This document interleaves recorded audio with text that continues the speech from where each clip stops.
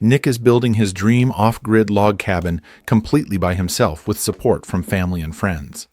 One mistake out here could stop the entire project, but after 7 years of brutal weather, exhaustion, and setbacks, the cabin finally starts becoming something real. What began as a childhood dream is now turning into a life built by hand. Some days end with progress, others with problems, but quitting is never really an option.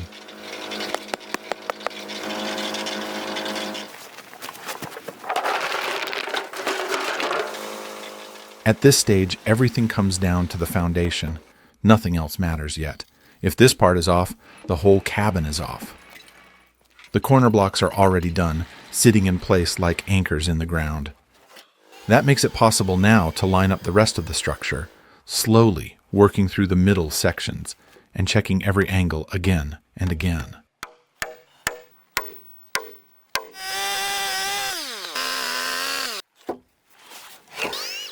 This is the lifting system that makes the walls possible at all.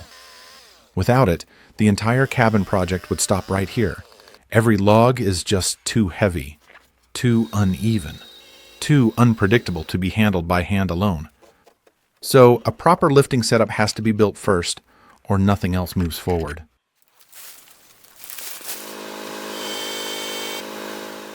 It starts with the main support frame. Simple in shape, but doing all the real work behind the scenes, its job is to stay solid, while everything else shifts, pulls, and loads against it from different directions. And it has to hold, no movement, no failure.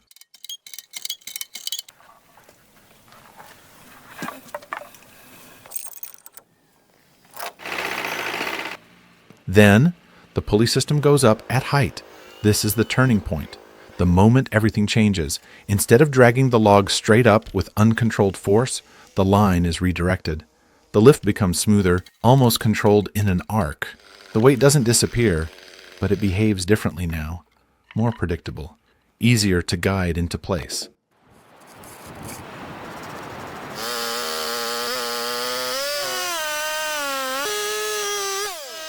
With the lifting system finally proven to work, the focus shifted from testing to actual construction.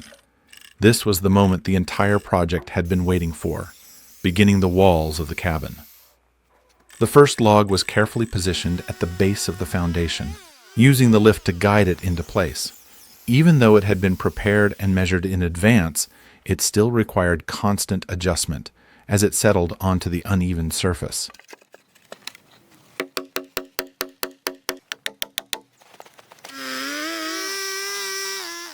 The next challenge is no longer just about strength or control. It's about how the whole structure will behave over time. Nothing in this build is treated as fixed. Nothing stays exactly as it is today. Every log, every joint, every connection is planned with movement in mind. Instead of forcing a perfect tight fit, a small gap is intentionally left between the logs, just about 1 centimeter, on purpose. Not a mistake.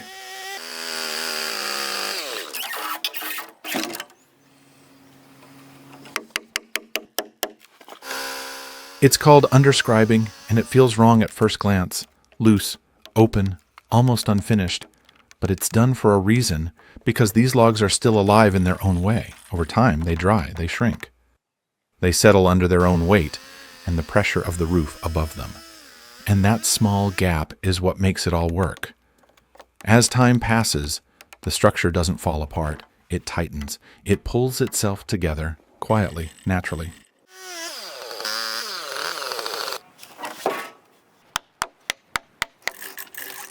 That idea also connects directly to the ceiling strategy. Every contact point is treated like its own small system. Nothing is left open to chance. At the saddle notches, the logs meet with tight mechanical contact. That's the first layer, wood pressing directly against wood, holding shape and structure.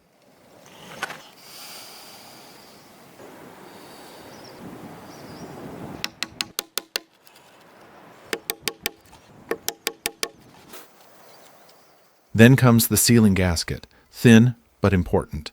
It sits right in between, helping close even the smallest gaps where air or moisture could try to get through. Inside the cavity, stone wool is packed in. Soft, compressible, filling every uneven space the logs naturally create. And above all of it, there's time and weight doing their part. As the structure settles, pressure slowly builds from the roof and upper logs, tightening everything down even further.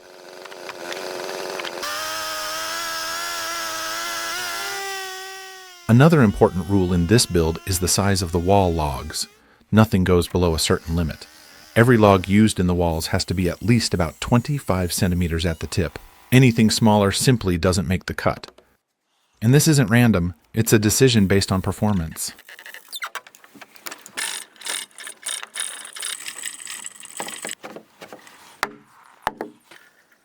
Thin logs lose heat too quickly. They don't hold temperature, and in a place like this, that becomes a real problem once seasons change and winter sets in. So the wood itself becomes part of the insulation system. Thicker logs hold more heat. They slow down temperature swings. They keep the inside more stable, even when the outside turns harsh.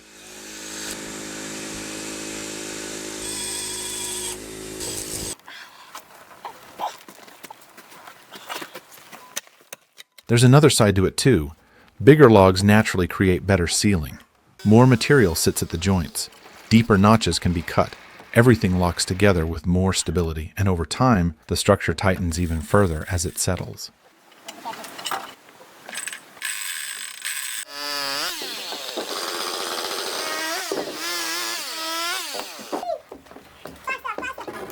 It's also just more practical during the build. Fewer logs mean fewer lifts, fewer adjustments, and fewer chances for small errors to add up.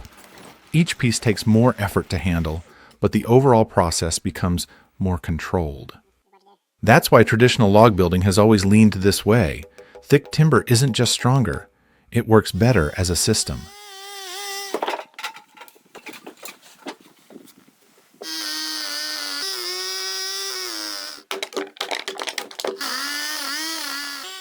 The floor joist is finally lifted into place, marking another big step forward for the cabin. And for once, everything goes smoother than expected. The lift stays controlled. The alignment works, piece by piece. The structure slowly starts looking more like a real cabin and less like a pile of logs scattered across the mountain.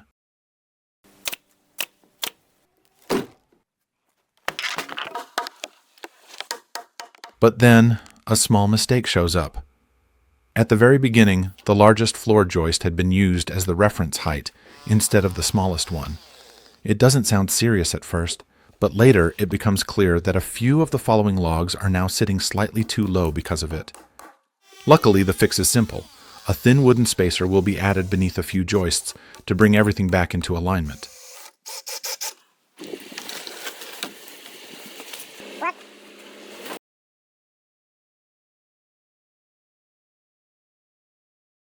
Another hard lesson comes from the threaded rods.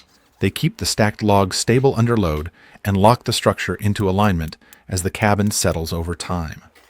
If the rods are drilled at the wrong stage, even a tiny shift can create problems later on. Just a few millimeters. That's all it takes, because once a heavy log moves, even slightly, the entire geometry changes.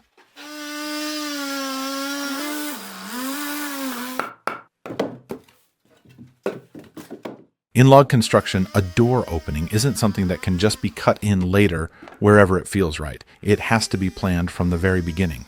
Because once the logs start stacking up, every small decision starts to matter.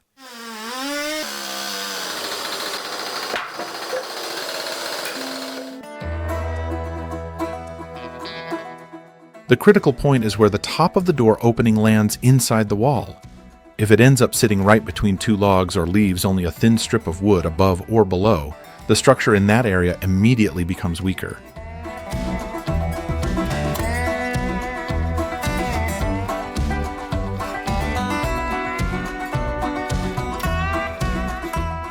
Additional support points are needed to properly carry the load of the balcony. So the work shifts back to the ground. Nik sets the formwork first, crushed rock goes in next, followed by reinforcement steel. Then comes the concrete. Two solid blocks begin to form. They will become the exact mounting points for the balcony support logs, locking the entire extension firmly into the ground.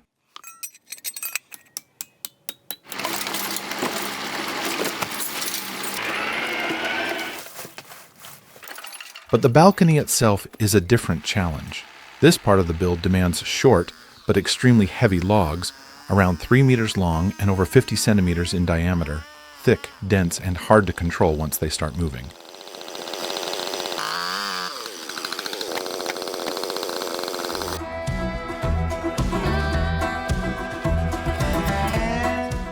Before anything can be lifted, a temporary support leg is installed. It holds the structure steady during the process and prevents unwanted movement. Only then does the lifting begin, slow, controlled, careful. Each log is guided into place step by step until the balcony structure finally starts to take shape, locked in and properly supported from below.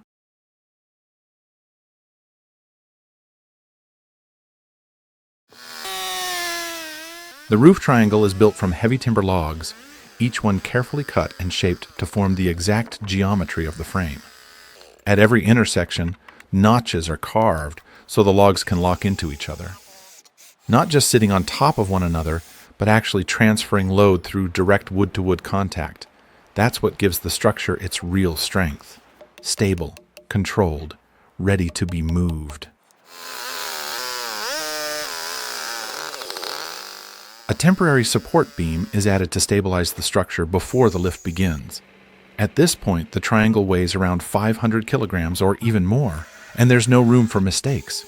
Everything has to be controlled.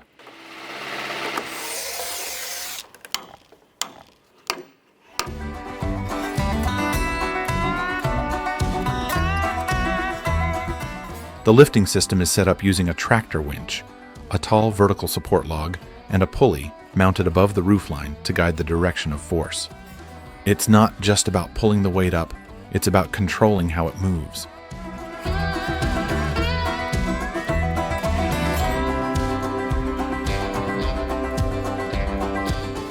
The roof triangles are lifted one by one and set into place on the cabin, marking a major milestone in the roof construction.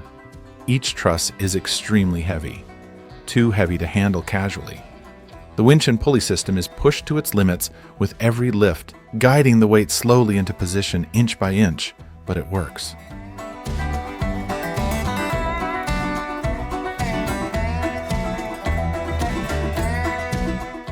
One after another, the triangles are installed without injury and without any major failure. The structure starts to take shape overhead, turning from scattered timber into a real roof frame. A ridgeline now runs across the tops of all the trusses, guiding everything into a single level. Step by step, the whole structure is brought into alignment, gaining strength as each piece is adjusted and locked into position.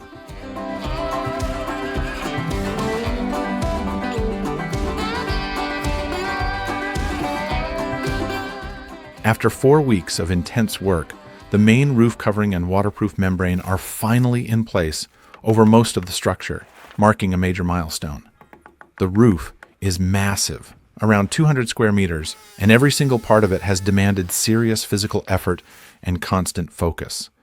There were no shortcuts here, just long days, heavy lifting, and steady progress until it was finally covered.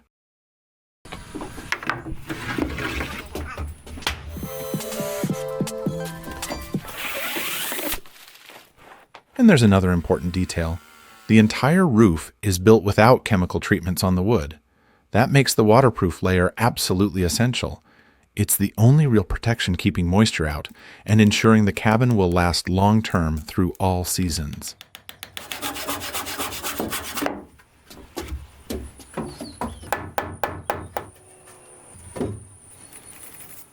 The remaining gaps on the second floor are slowly being closed as the race against winter continues. The goal now is simple: fully enclose the structure before the snow and strong winds arrive. And with temperatures already starting to shift, the pressure is becoming very real.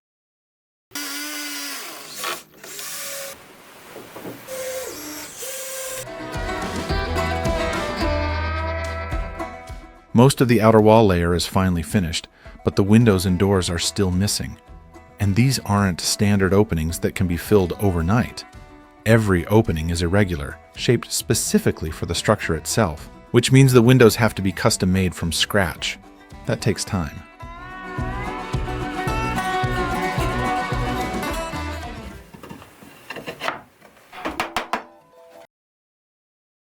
On the northern side of the cabin, the windows are intentionally kept smaller. Less exposed glass means less heat loss and better protection against harsh winter winds that will eventually hit this side of the mountain. But on the opposite side, everything changes. The wall facing the best views is designed almost entirely around glass. Large openings will bring natural light deep into the cabin and open the entire interior toward the landscape outside.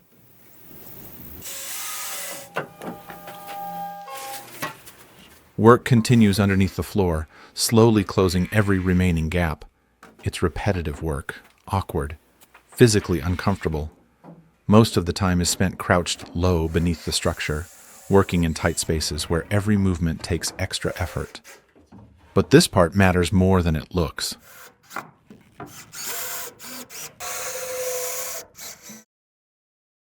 Nik builds the scaffolding to finish installing the wind and water barrier on the outside of the A-frame. The wind and water barrier is what stands between the cabin and the mountain weather. It wraps the entire exterior, forming a continuous protective layer that stops driving rain, melting snow, and constant wind from finding its way into the structure.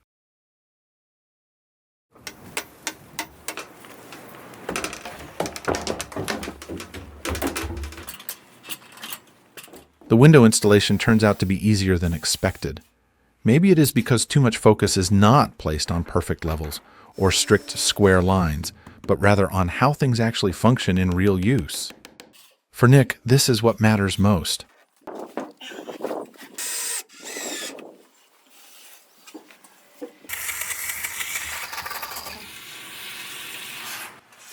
Windows and doors are required to open smoothly, without sticking or being slammed shut.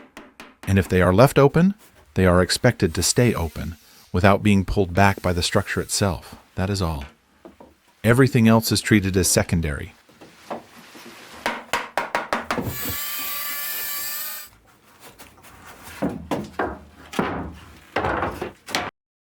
With the cabin now largely enclosed and protected from the weather, the installation of the main entrance door begins. This is no longer just a simple construction opening. It is the transition between the outside world and the living space that is slowly being brought to life.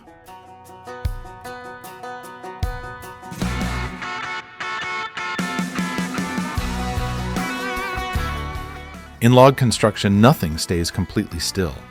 The logs continue to settle, shrink, and shift over time, even after everything looks finished. Because of that, the door cannot be installed only for the present moment. It also has to account for what the structure will become in the future.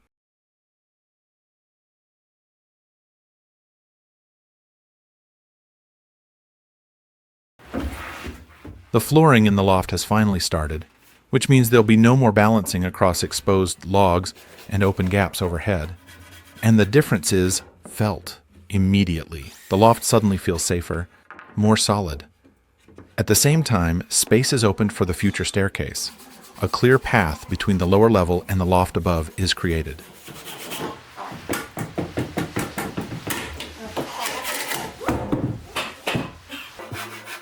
Work on the roof continues from inside the cabin, where the internal framing is being built. This is the hidden structure that will later carry the roof boards and hold the insulation in place. It sits between what will be seen inside and the outer roof layer that protects everything from above. And even though it won't be visible later, everything depends on it.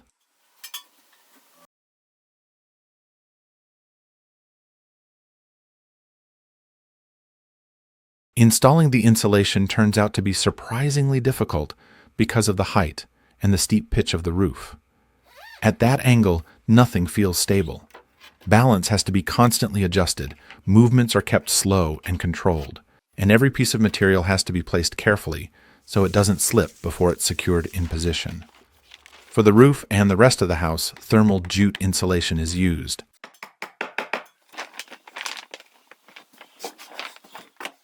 After installing the electric conduits and vapor barrier, work on the ceiling continues, with covering it in wooden boards.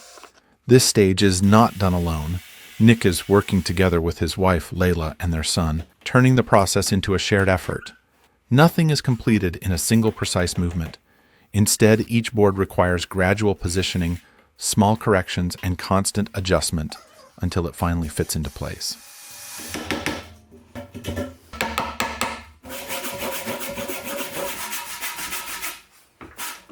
To create an additional room in the loft, new logs are installed as internal dividers, splitting the open space into a defined guest room. These logs don't just act as walls, they work as structural partitions, shaping the interior layout while still keeping the strength and continuity of the timber frame intact.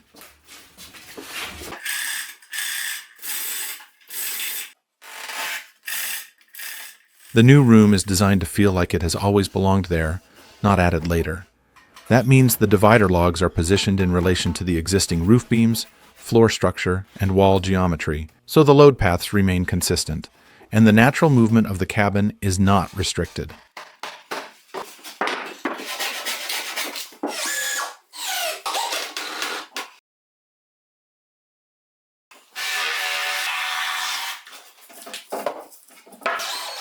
Nothing in the cabin is perfectly straight, so every contact point has to be fine-tuned. Small corrections are constantly made to make sure the divider sits stable and even, without pushing or twisting the surrounding structure out of alignment.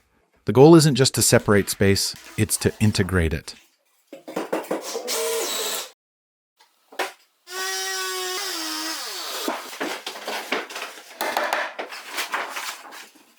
The divider system does more than just create a room.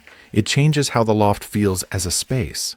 What was once one open volume begins to behave like two connected but distinct areas, with the guest room gaining its own enclosed character while still sharing the same structural language as the rest of the cabin.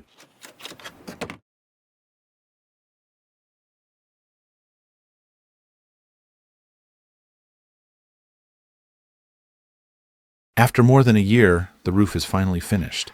The final outer layer is made from metal roofing.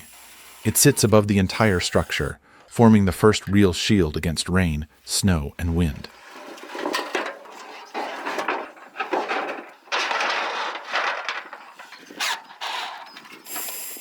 But what's underneath it is just as important.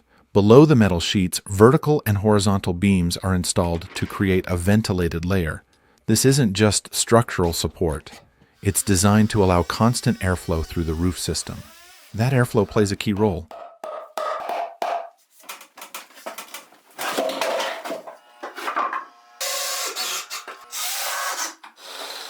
The windows are finally installed in the log cabin, and the entire room changes almost immediately.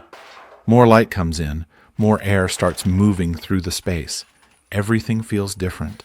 Before this, with only the door for airflow, the air on the first floor didn't really circulate. It stayed still, heavy, humid.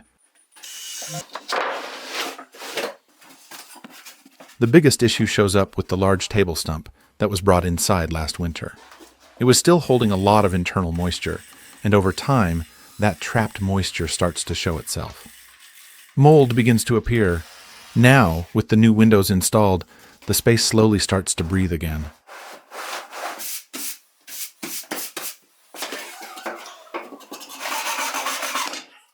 Nik installs the oak parquet on the first floor, while tongue and groove Douglas fir boards are laid on the third floor. Before any final boards are fixed, a layer of plywood is installed underneath. Its purpose is to reduce movement between the boards and create a more stable, unified surface.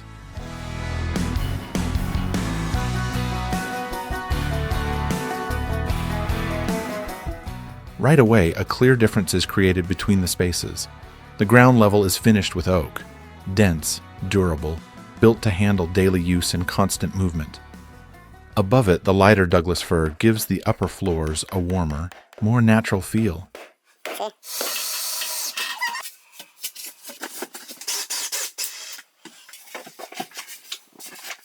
A solution has to be found for closing the gap between the roof and the walls.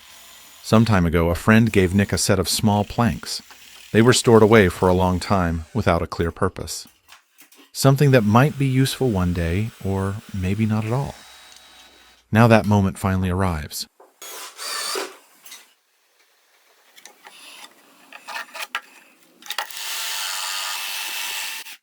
The back side of the cabin is closed in with larch boards, and the window outlines are installed using raw boards with a live edge. Larch is chosen here for a reason. It holds up well against weather, resists moisture, and naturally lasts longer outdoors without losing its strength.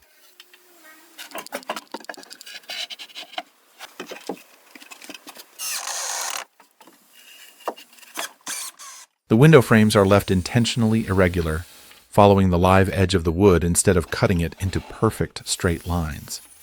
That detail gives the cabin a more organic feel, like it has been shaped from the materials rather than forced into a strict form. It quietly reinforces the handcrafted character of the whole build.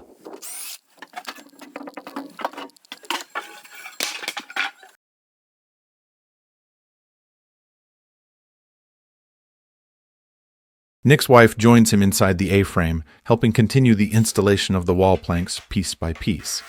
And that changes the feeling of the work too. What starts as a mostly individual build slowly turns into something shared, with different people becoming part of the cabin at different stages of the journey.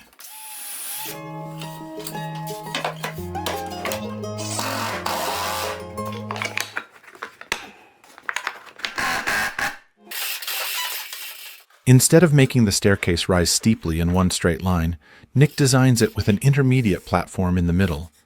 That small change completely transforms how the stairs will feel once the cabin is lived in every day. The platform creates a natural pause between levels. The staircase becomes wider, easier to climb, and far more comfortable.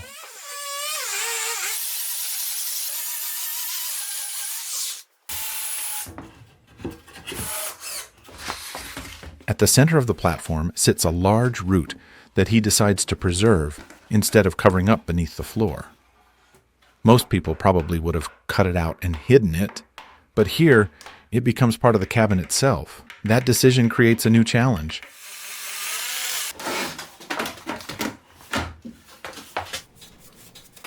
The goal is to fully integrate it into the architecture of the cabin. So, while walking across the platform, the shape of the old root will still be seen beneath the glass, almost like a piece of the forest permanently preserved inside the structure.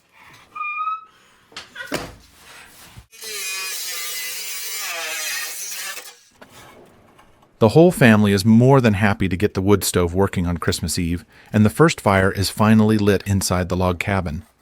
After so many months of building through rain, snow, freezing temperatures, and unfinished interiors, this moment feels different from everything before it. For the first time, the cabin feels alive.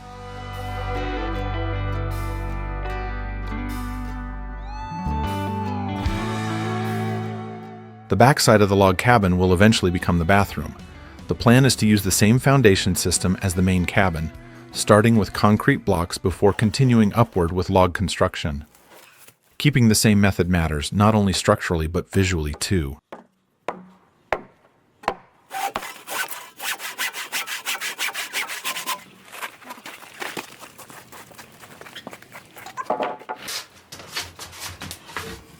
During the staircase build, one problem quickly becomes obvious.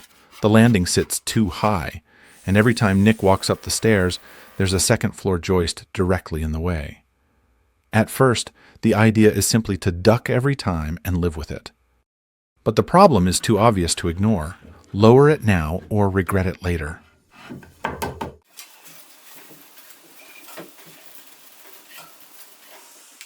This is a perfect example of starting with something simple and quick and then getting completely carried away. What was supposed to be just a basic clothes hanger slowly turns into something much more detailed and far more complex than originally planned. Maybe even a bit too much for a clothes hanger.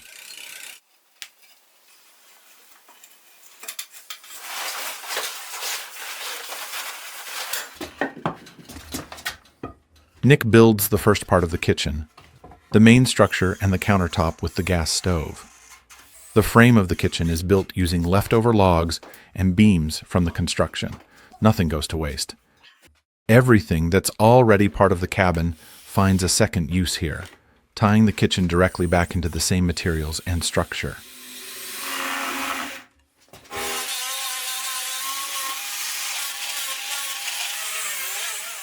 For the countertop, a few walnut slabs are added, along with a stone sink and a gas stove. The kitchen is one of the most heavily used areas in the entire space. To help with that, the wood is treated with a protective coating. At the same time, the natural look of the wood is kept intact. The grain, the tone, and the texture are still visible, so it doesn't lose its character.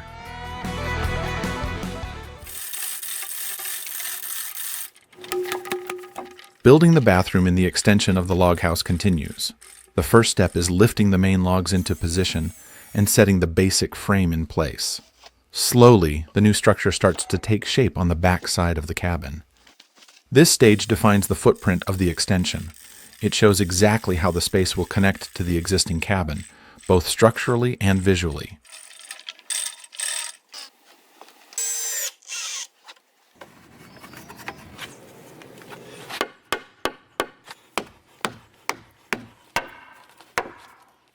To make the connection strong and permanent, steel rods and bolts are used to lock the extension into the original frame. These reinforcements tie the two structures together, preventing movement between the old cabin and the new addition. It's not just about holding things in place for now, it's about long-term stability.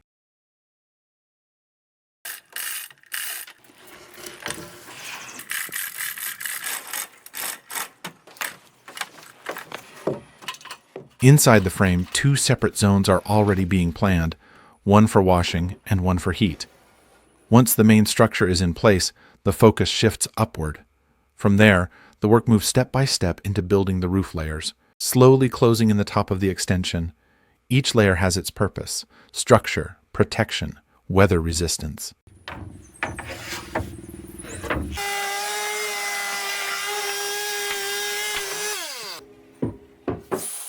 After a year and a half, the stairs are finally finished. Most of the time wasn't spent building, but searching for the right logs, the right branches, and the right pieces of wood. Everything had to be found, not manufactured. Each piece is selected carefully, based on shape, strength, and character, rather than uniform size or perfect uniformity. Nothing here is identical, and that's exactly what makes it work within the cabin.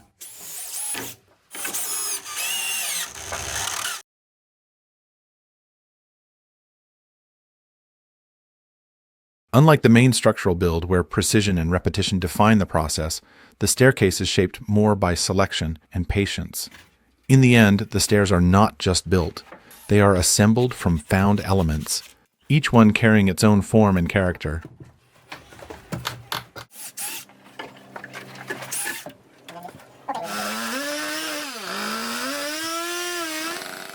Winter is approaching, and the goal now is to close and insulate the bathroom extension before the cold weather fully sets in.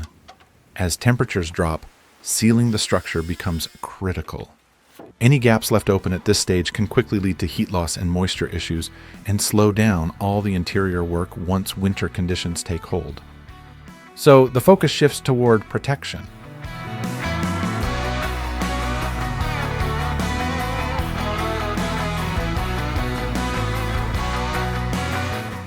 The forecast shows steady rainfall ahead, and there's real concern that wind-driven moisture could still find its way into the exposed parts of the structure. Any moisture getting into the wrong layers could slow down the work, or worse, affect the performance of the insulation before everything is properly sealed. A tarp is placed over the newly installed sections to protect them from the rain that is expected in the coming days.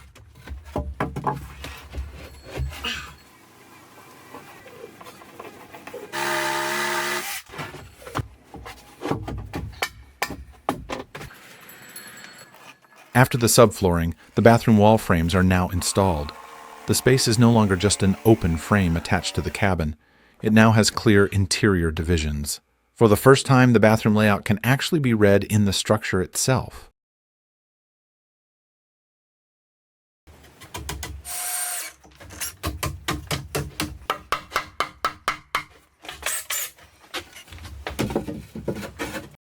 The house doesn't need a large or complex water system. On paper, it looks straightforward. But even here, a small mistake can turn into a much bigger issue later on. That's why experienced help becomes important. With Nik's father's experience, the system is laid out more carefully, and the connections are positioned correctly from the start.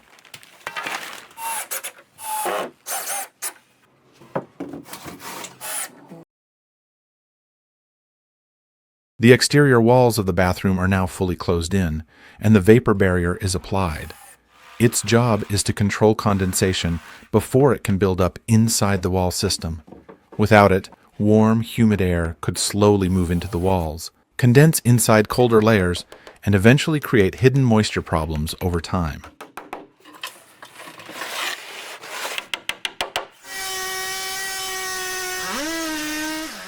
The roof is built layer by layer, with each part serving its own purpose in protecting the structure from moisture, temperature changes, and years of weather exposure. The first step is the subroof. It creates the initial protective surface and helps stabilize the entire roof structure.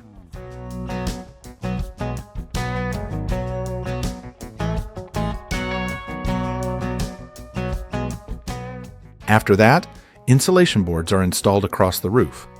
This layer plays a major role in thermal performance.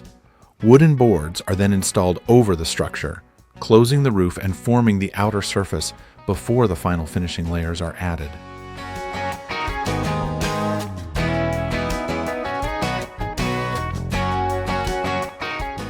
Adding the windows changes the atmosphere of the extension completely. Natural light starts reaching deep into the interior, and the whole space immediately feels more open and alive. But the windows are not only about light, they also improve ventilation.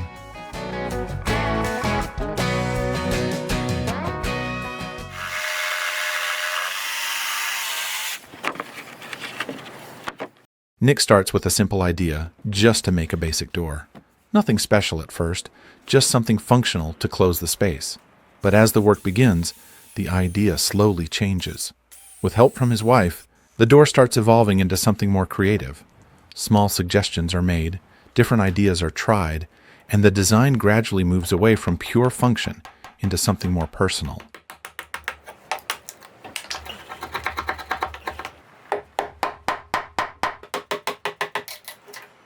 It becomes less about just building a door and more about shaping a detail of the cabin. Different materials are brought into the process. Wooden boards form the main structure, rope is added for decorative accents, and glass is cut into sections to bring light and variation into the design.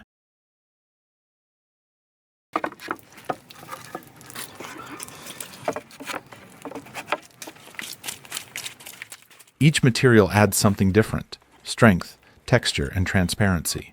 And as they come together, the door stops feeling like a standard building element and becomes something more artistic, more expressive, and completely unique to the cabin.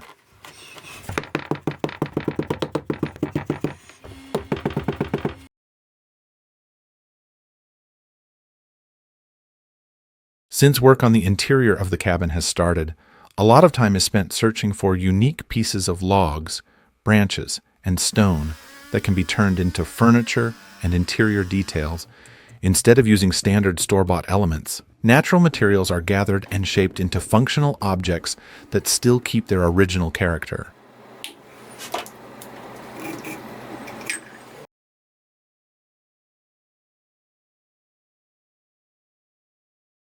It's hard to imagine at the beginning what Nik had in mind, but in the end, the time spent cleaning and preparing all those unusual pieces of wood proves to be worth it.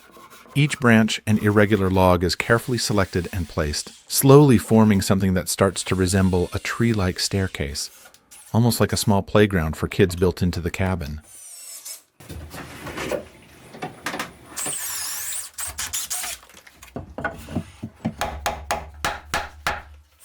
What emerges is more than just a way to move between levels.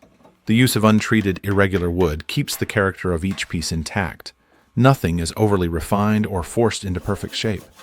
In this space, imperfection isn't hidden. It's part of the design itself.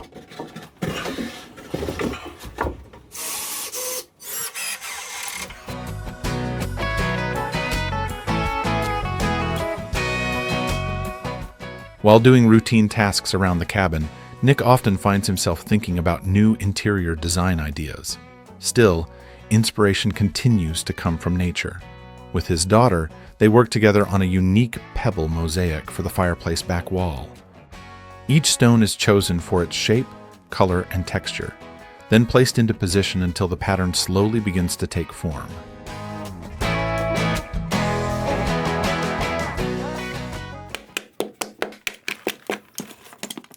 The front porch marks a clear architectural transition. Here, the cabin shifts from a closed structure into something more open, a layered living space that extends outward into the landscape.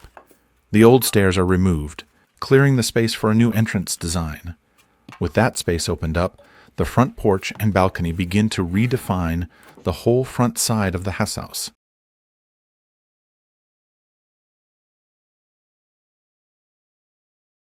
Nik chooses wooden planks for the porch flooring and installs them with small gaps between each board. Those gaps are intentional. They allow rainwater to drain and give the wood room to expand and contract as the seasons change. Once everything is fixed in place, the wood is treated with a protective coating, still preserving the natural texture and appearance of the grain.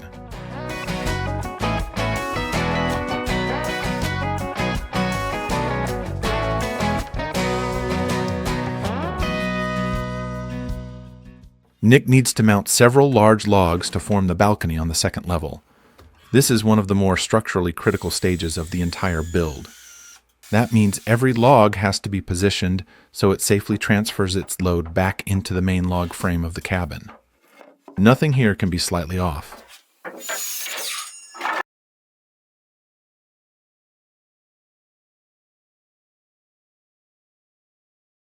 Despite the complexity, the purpose behind it makes the effort worth it. It's a difficult structural stage, but once completed, the balcony opens the cabin toward the landscape in a completely new way.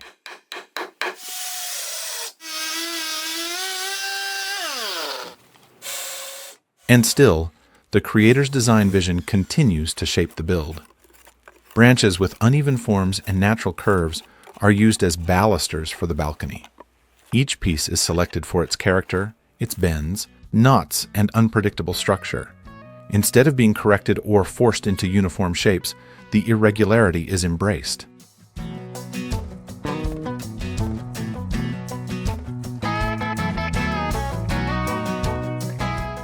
The initial idea for the steps was to build them directly on the dirt, using large natural rocks found on site and avoiding the need for major additional construction. The concept was to rely entirely on stone placement rather than creating a formal foundation or using cement underneath. Some larger rocks were gathered, but not enough to complete the structure in the intended way.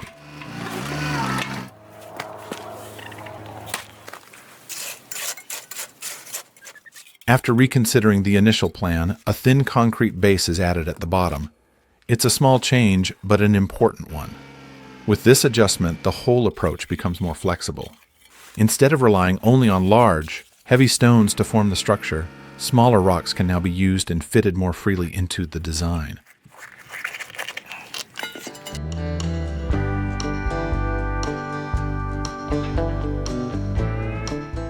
As a result, the shape of the steps is refined more naturally during the build itself, instead of being strictly limited by the size and weight of the available stones.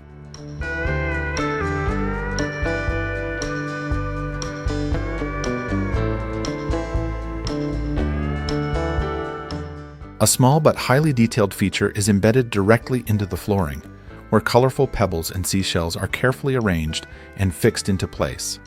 And it raises a simple thought. How often does the outside world actually offer details like this, ready to be noticed and turned into something that lasts inside a home?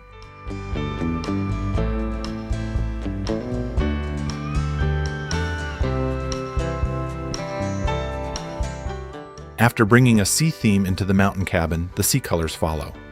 Tiles in shifting shades like water, sand, and shoreline gradients are arranged during installation. Nothing is placed randomly. The pattern is guided so the colors flow across the bathroom surfaces instead of feeling broken or rigid. As the layout comes together, the space starts to change. The strong geometry of the log structure begins to soften, visually broken up by these flowing tones. Hard edges gain a different feeling, calmer, lighter, more fluid. A mountain cabin shaped by wood and stone now carries a quiet hint of the sea inside it.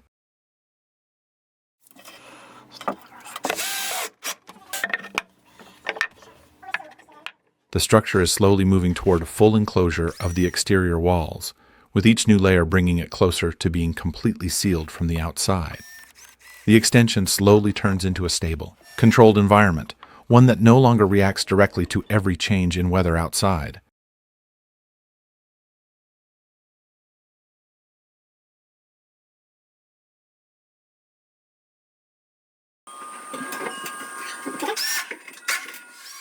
The upper part of the house, especially the top floor of the balcony, is turning out very satisfying. Little by little, the space starts to come together in a way that feels both open and intentional. Nothing is just random placement anymore. Everything is beginning to have its own role in the structure.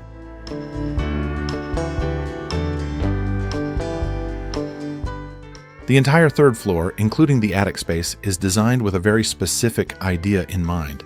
It's not just another level of the cabin. It's meant to be a playful area for children, where the space itself encourages movement, curiosity, and exploration.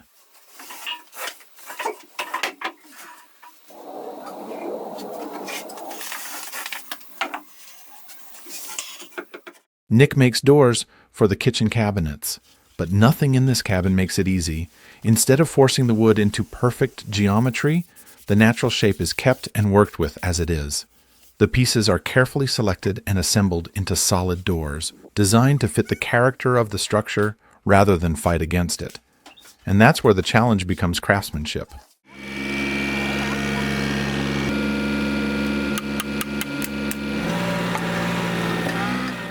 The back entrance door is getting wet every time it rains, so a decision is made to fix it properly. Instead of using standard concrete blocks, large boulders are used as the base of an overhang. Supporting beams are then added on top, and with some luck, trees are found nearby with root structures that fit surprisingly well over the stones, helping tie everything together in a more organic way.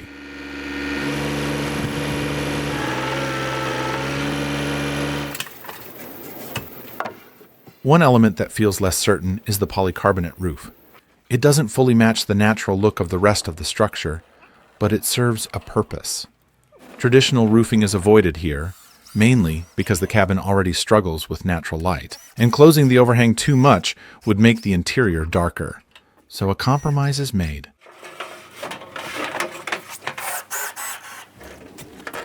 Knowing it will be a difficult job, Nik keeps getting pushed back. But at this point, there's no more delaying it. It has to be done. The roof has a very steep pitch, and that alone makes everything harder.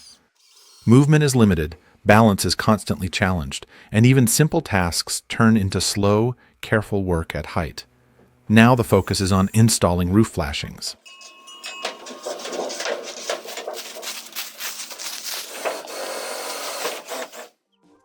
And when everything is looked at together, it's hard to believe how far this has come. What started as a simple idea in the forest slowly turned into something much bigger, mistake by mistake, correction by correction. Nothing here was ever perfectly planned. It was adjusted, rebuilt, and rethought in real time. Sometimes out of necessity, sometimes just from experience gained along the way.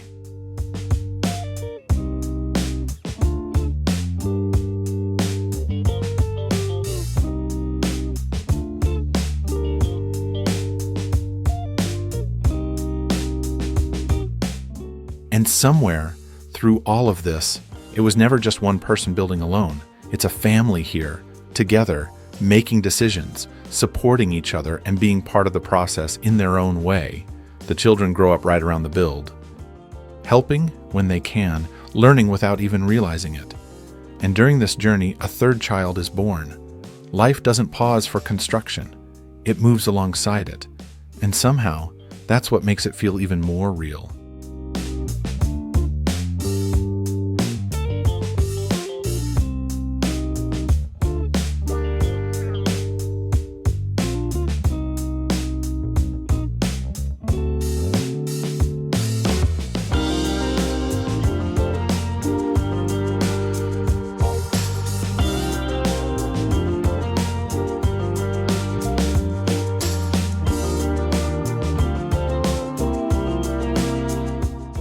Every part of the build carries traces of the process.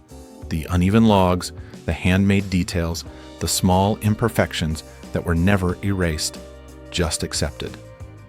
Now, standing back, it's no longer just a construction site. It feels like a place that has grown naturally over time, built not all at once, but through patience, persistence, and a constant return to the same question. How do you turn something like this into a home?